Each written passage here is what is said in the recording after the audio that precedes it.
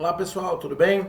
Dando sequência aí às nossas videoaulas, falando sobre os reinos dos seres vivos, agora vamos falar aí do grupo do grande reino Animalia, né? Então são tudo que a gente considera animal, né? Ser vivo animal está dentro desse grande reino aí.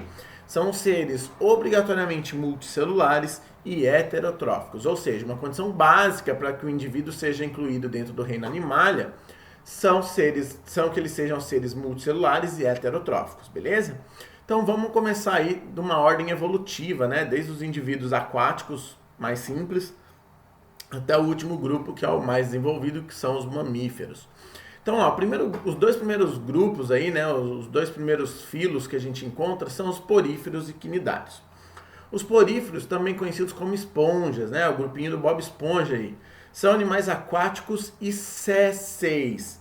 Muito importante aqui, ó, vivem fixados, né, no substrato, ou seja, não se locomovem. Beleza? Então não tem a capacidade de locomoção. E vivem fixos em rochas ou outras superfícies. Então tem um exemplo dele aqui, né? A figura 3.14, a esponja barril gigante aqui, ó. Nesse caso, pessoal, a gente está falando de mais de um indivíduo aqui, tá? Por quê? Vocês vão ver que a gente vai falar um pouquinho sobre o corpo de cada um deles, mas se eu tenho mais de uma abertura aqui em cima, ó, significa que eu tenho mais de um indivíduo. Porque cada abertura representa o corpo de um deles. Então, no mínimo aqui eu consigo contar 6 indivíduos, né? 1, 2, 3, 4, 5 e 6. Beleza? Eles têm tem estruturas que são os furos, né? Que são os poros, e por isso leva o nome do grupo, que é porífero. Então tem inúmeros poros por onde a água vai passar pela cavidade central dentro desse corpo, vai ser filtrada essa água, a água vai sair pelo ósculo, que é a saída maior aqui. Então essa passagem da água vai ser filtrada por células do corpo desse animal chamado coanócitos. Olha só, eu tenho uma imagem aqui, ó, que representa o que seria um corpo de uma esponja. Então eu tenho vários poros por onde a água passa, né? A água passa por esse poro, passa com as partículas de alimento, né? Os nutrientes, por essas células chamadas coanócitos, que são células flageladas, responsáveis por capturar esse alimento, e vai jogar esse alimento para dentro da camada do corpo, onde eu tenho outras estruturas, como pinacócitos, espículas, né, e as espículas horizontais aqui. E os amebócitos, que são responsáveis por transportar esses nutrientes lá dentro da célula.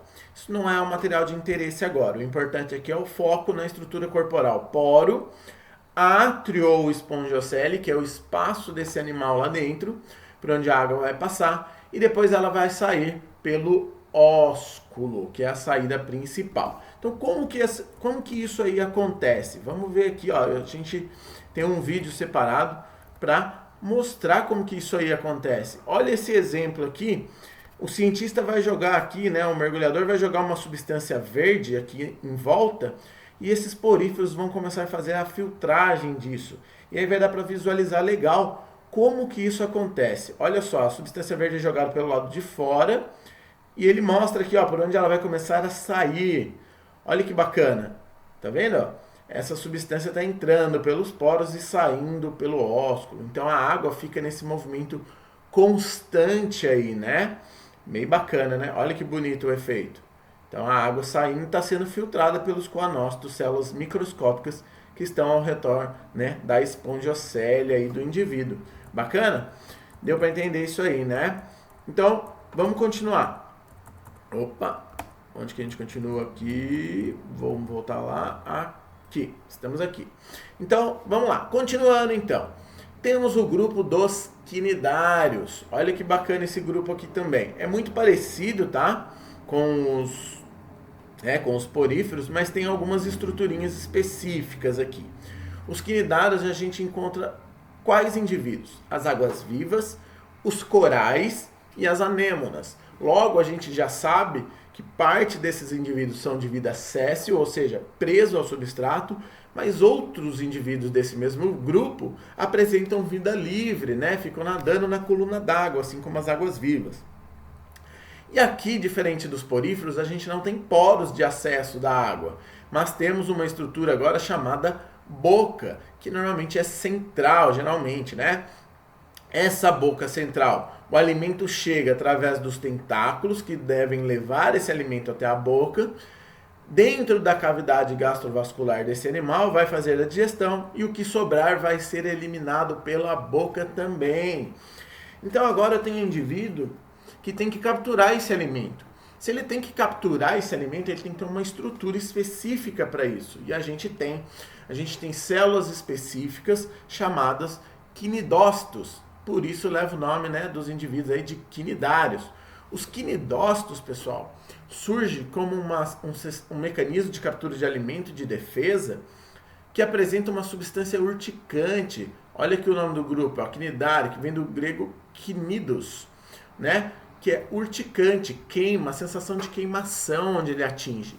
Então, olha que bacana aqui. A gente tem também imagem do que seria uma estrutura corporal, tanto do indivíduo de vida séssil, né? Fixado ao substrato aqui. Então, eu tenho o corpo, tentáculos que vão levar o alimento até a boca. A cavidade gastrovascular está aqui dentro, o alimento vai ser digerido e depois vai ser expelido às suas excretas, né? Aí eu tenho a epiderme externa e tenho aqui a mesogleia, que é o tecido real, de fato, do indivíduo vivo.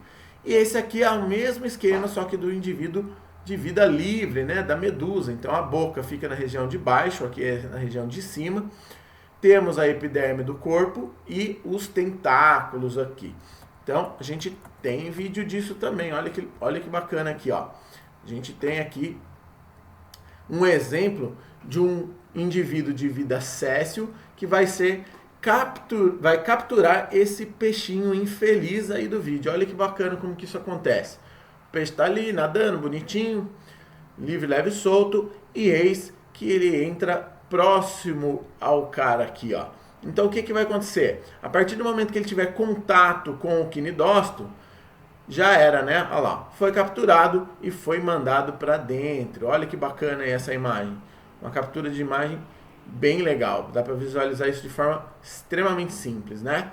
Então, esse peixinho aí vai ser levado para a cavidade gastrovascular, vai servir de alimento e depois vai ser expelido, né?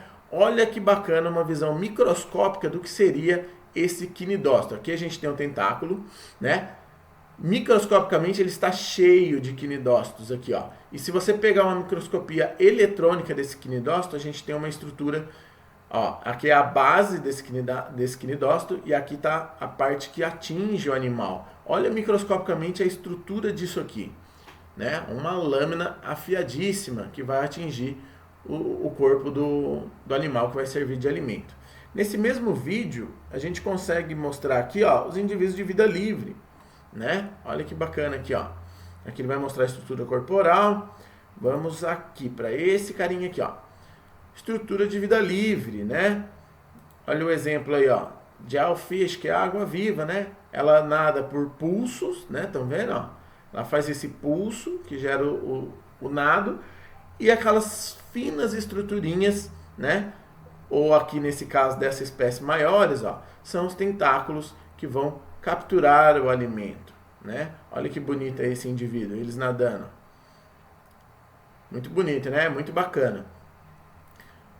E aqui, ó, a gente tem uma espécie que tem um tentáculo gigantesco, eles vivem em colônias, beleza? Então, é a medusa aí, ó. Olha a estrutura corporal, olha quantos tentáculos que vão atingir os indivíduos que estiverem passando por aqui e capturar o alimento, né? Aqui, ó, outra espécie. Ó, uma nadando aqui, né? Muito bacana, né? Então, pessoal, o que a gente tem aí de quinidário é isso aí que a gente tem que entender. Os indivíduos de vida livre, vida, né, livre nadante, que a gente chama, e os indivíduos de vida sésseis. Ambos têm tentáculos e quinidócitos. Para ele fazer parte do grupo dos quinidários, obrigatoriamente ele tem que ter a presença do quinidócito, né? E no caso dos poríferos, vida séssil e cheia de poros para fazer a alimentação através da filtragem da água que passa por ali. Beleza? Sendo assim, a gente parte para o próximo grupo. Dois grupos aqui que são os plateumintos e os nemateumintos ou nematóides, que são os vermes, né? A gente chama de vermes. A diferença entre eles aqui é a estrutura corporal. No caso dos plateumintes, a gente fala dos vermes de corpo achatado, né? Vale lembrar aqui para guardar esse nome, né? Ó, o platis de plateuminto vem de chato, de achatado, por isso que a gente chama platô, né? Aquela estrutura geográfica plana. Então você consegue associar esse nome aí, beleza? Então a figura 3.16 aqui é um exemplo ó, de uma planária marinha. Então eles são de vida livre e habitam ambientes aquáticos ou solo úmido. Outros são parasitas, como tênias e esquistossomos. A gente vai estudar isso em situação de doenças humanas, a gente vai aprofundar um pouco mais esse tema aí. E aí a gente tem os outros vermes também, que são os nematóides, né? Que vem do grego nemas, de filamento. Então a gente tem um corpo fino e alongado e cilíndrico, que é o caso aqui, ó, de um nematóide da figura 3.17. Em grande quantidade em solo úmido, tá, pessoal? Normalmente esses indivíduos vivem em solo úmido ou brejos, até mesmo ambiente aquático, mas geralmente solo úmido. Bacana? Aí a gente parte para um próximo grupo aqui que é muito bacana, que é o grupo dos moluscos, né? Que tem corpo mole, ou seja, todo mundo que está dentro do grupo dos moluscos apresentam obrigatoriamente o corpo mole. Legal? Então olha só, possui o corpo protegido ou não por uma concha de calcário, né? E estão presentes em ambientes aquáticos e terrestres úmidos também. Aqui ele fala só terrestres, mas vale observar que esses indivíduos terrestres fazem respiração através da pele. E para eu fazer respiração através da pele ou de estrutura simples que não seja através da pele, eu dependo de muita água, né? Então eu preciso de um ambiente muito úmido para que eu consiga fazer essa respiração. Então é terrestre úmido. Dificilmente você vai encontrar esse cara aqui num ambiente terrestre seco.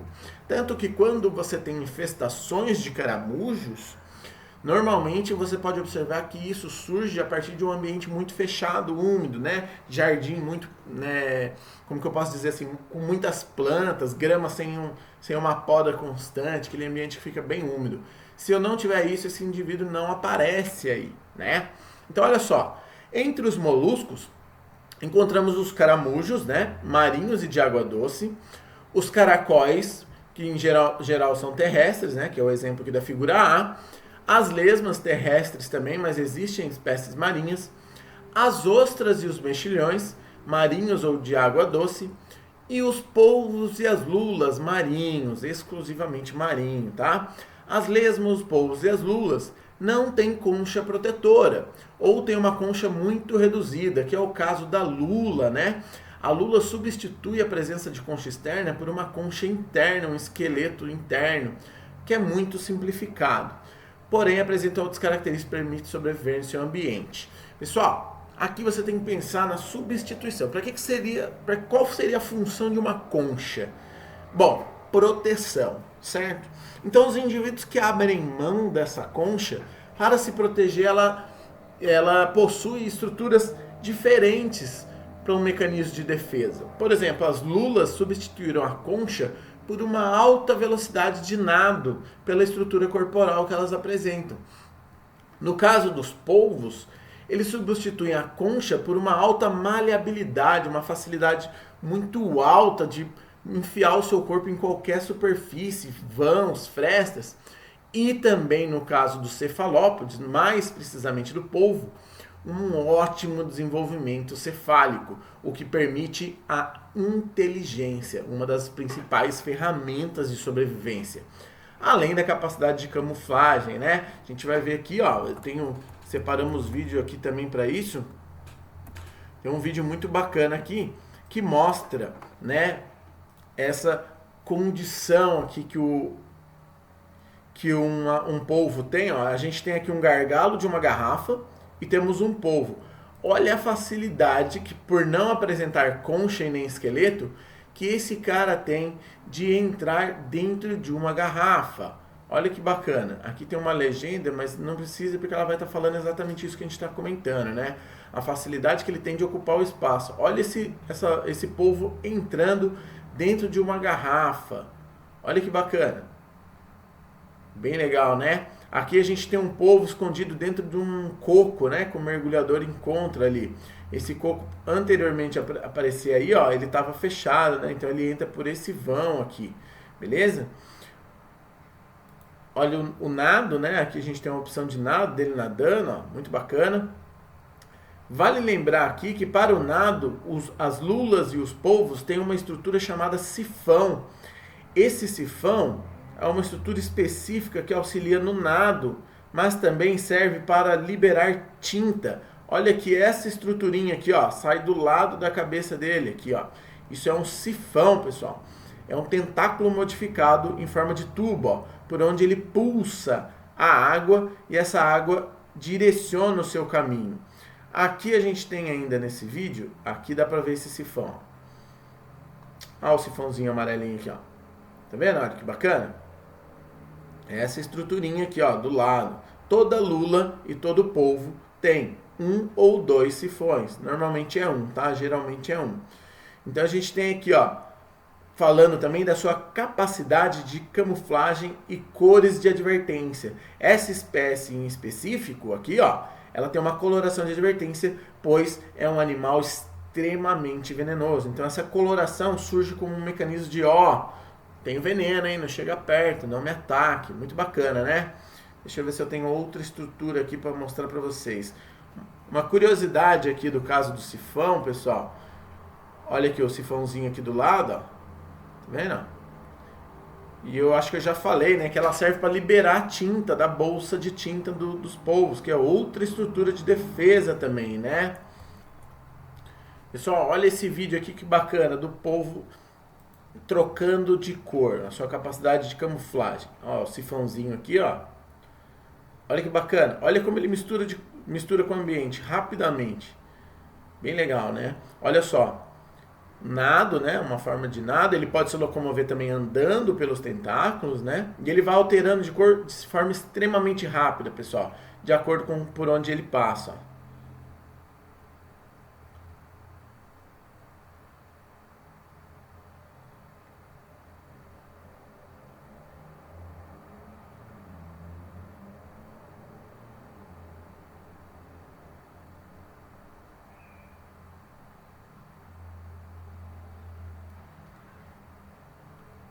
Isso é um mecanismo de defesa extremamente desenvolvido, né, pessoal? Olha a facilidade e a velocidade com qual ele troca de cor.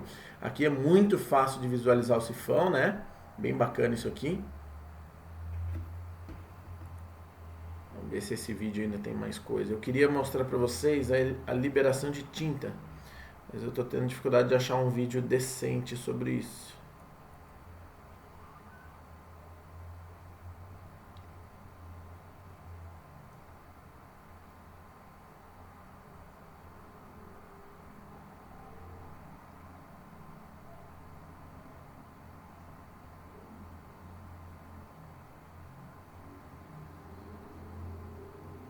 Essa seria a cor verdadeira dele agora, ó. Essa cor aqui, ó. Uma cor mais acinzentada com pintinhas brancas.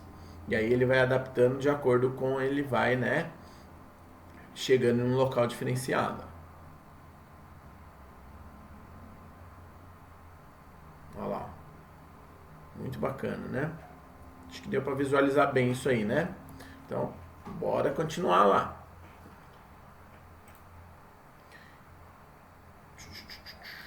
Então, continuando então, partimos aí para o grupo dos anelídeos, né?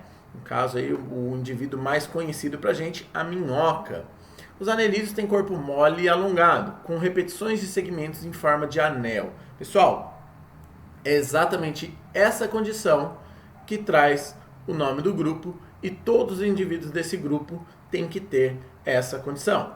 Corpo formado por segmentos de anéis, ou seja, tem o corpo dividido em vários segmentos chamados metâmeros ou anéis, né? Então a gente tem o caso da minhoca aqui e tem um caso aqui do animal, um verme marinho chamado poliquetos, né? Então olha só, minhocas e minhocuçu são exemplos de anelídeos terrestres, como estudamos no sexto ano, né? Sexto ano é matéria aí que aborda isso lá no sistema de solo. As minhocas são importantes na fertilidade do solo, pois facilitam a circulação de ar e se locomovem e produzem humus ao se alimentarem de restos vegetais e animais do solo. Os poliquetos são encontrados no mar e tem um outro grupo que não está aqui, que são os sanguessugas, que vivem em ambiente aquático ou terrestre úmido.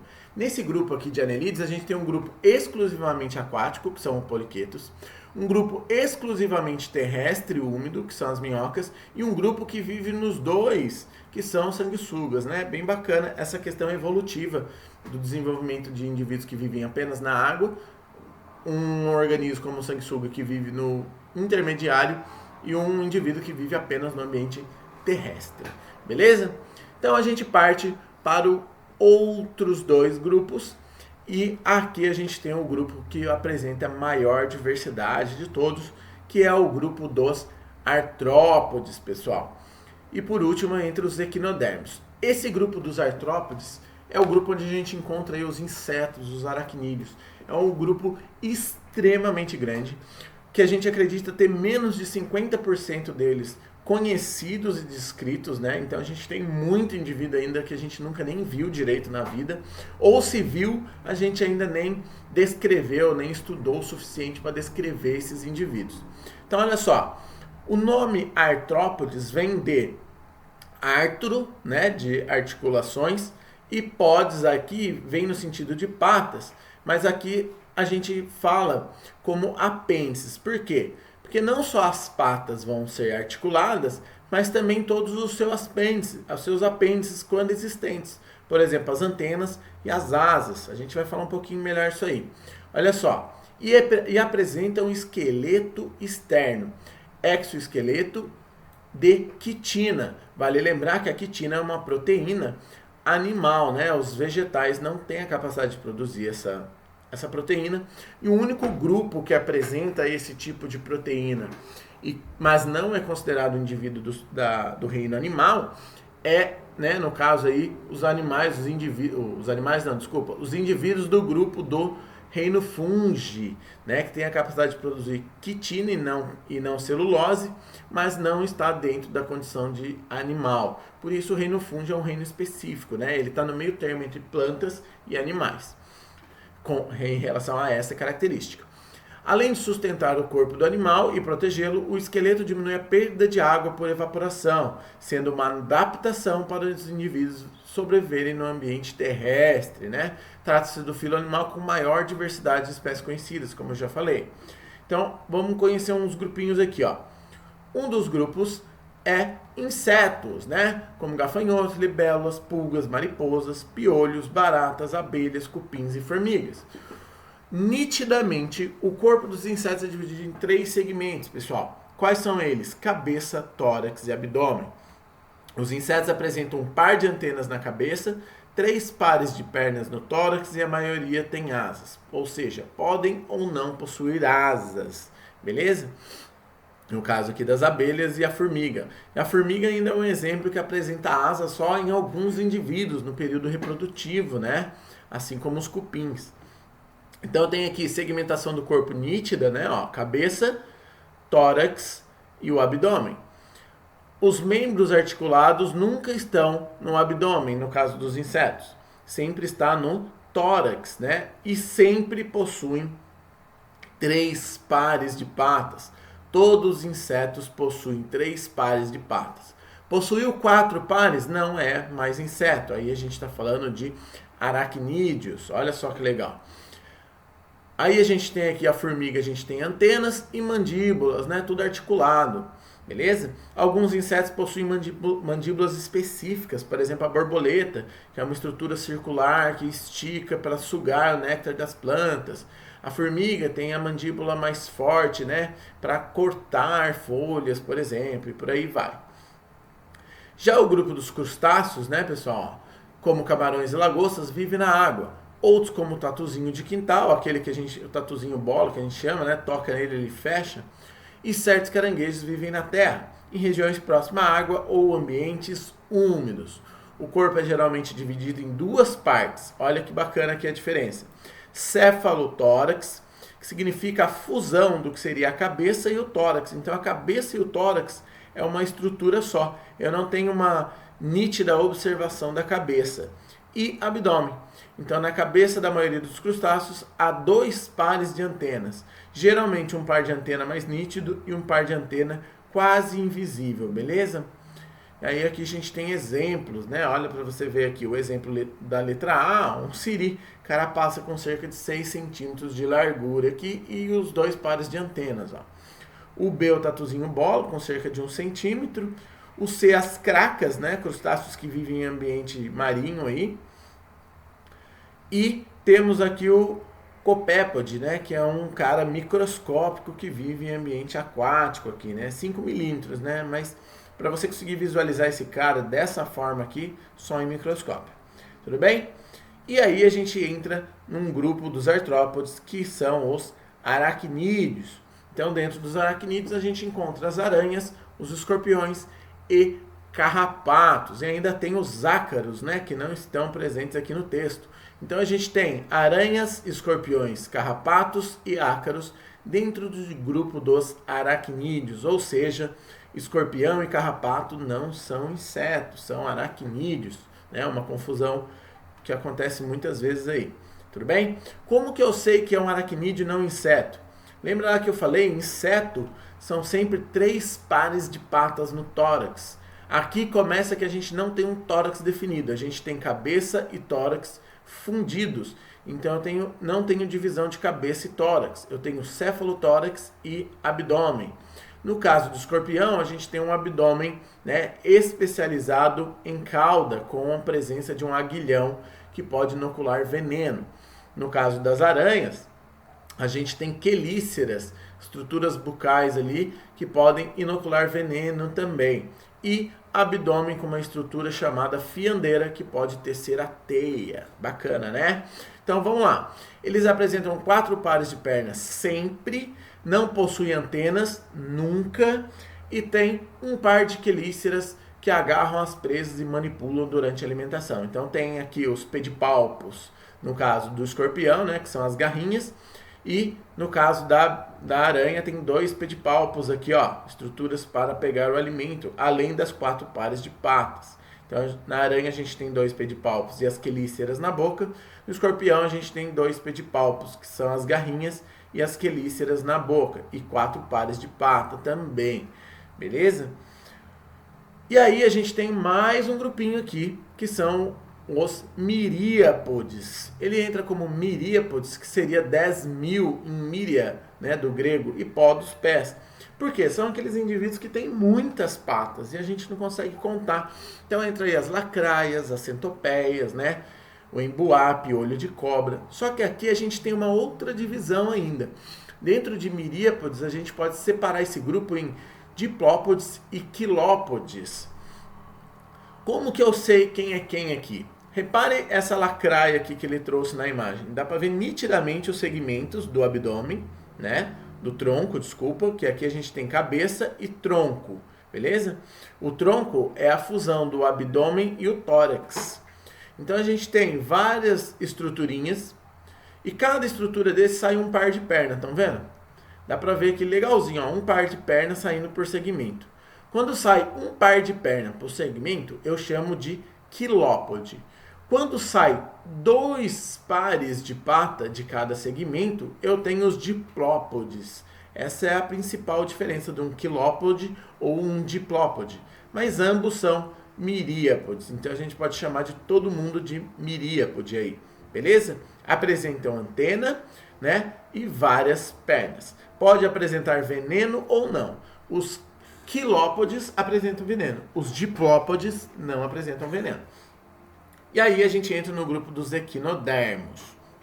Equinodermos, para ser mais preciso aqui, ele traz, né, praticamente 2 linhas sobre o que são equinodermos. Equinodermos são indivíduos que apresentam um esqueleto interno rígido de calcário. São exclusivamente marinhos e o seu esqueleto pode sair para um sistema de defesa aqui, né? Por isso que a gente chama de equinodermos, o esqueleto que atravessa a sua pele fina, né? Então eu tenho espinhos na pele aqui, beleza? Então a gente tem aqui os ouriços e tem o pepino do mar. No caso do pepino do mar, mas especificamente a gente não tem espinhos, beleza? Como eu posso criar uma forma de separar aqui, né, diferenciar esses grupos? E eu tenho aqui essa imagem, ó. Essa imagem, essa tabela é uma tabela que eu posso simplificar para eu conseguir separar todos os indivíduos do grande grupo dos artrópodes. Como que eu faço isso? Quais são os grupos que eu tenho então? Insetos, aracnídeos, crustáceos, quilópodes e diplópodes. Pode ver que aqui, ó, são os miríapodes, se eu juntar esses dois grupos. Como que é a divisão do corpo desses caras? Insetos. Abelha aqui, né, por exemplo, cabeça, tórax e abdômen, essa separação nítida, começa aí. Aracnídeo sempre tem céfalo-tórax e abdômen. Eu não sei se vocês estão ouvindo no fundo, tem um vizinho infeliz aqui que não consegue ouvir o som sozinho, então o som dele também deve ser ouvido pelos vizinhos, não importa o gosto que ele tenha, né? Então espero que esse som não atrapalhe aí na aula de vocês.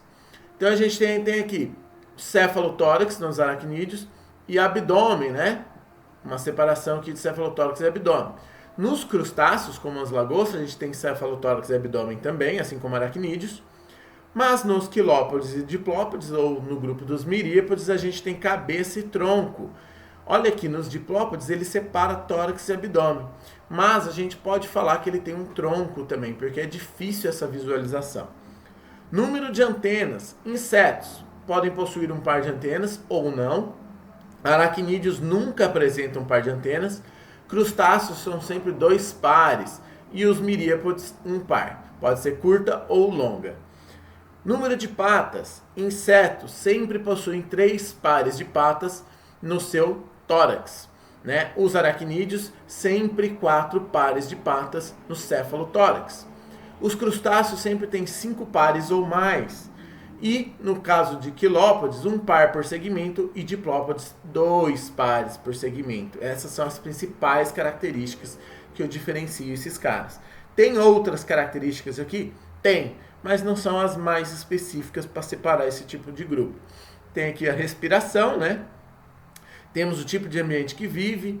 E aqui temos quelíceras. Vale lembrar, aqui é o mais importante, ó. Quelícera e pedipalpo só possuem essas estruturas os aracnídeos, os demais grupos não. E mandíbulas todos os outros apresentam, beleza? Com essa tabela aqui você consegue diferenciar qualquer indivíduo que esteja dentro do grupo dos artrópodes, beleza? Então vamos continuando lá. A gente tem então agora, por último, o grande grupo dos vertebrados. Eu vou fazer um vídeo separado, pois vou separar algumas imagens aqui para exemplificar esse grande grupo dos vertebrados. Beleza, pessoal? Então, até o próximo vídeo aí e fui!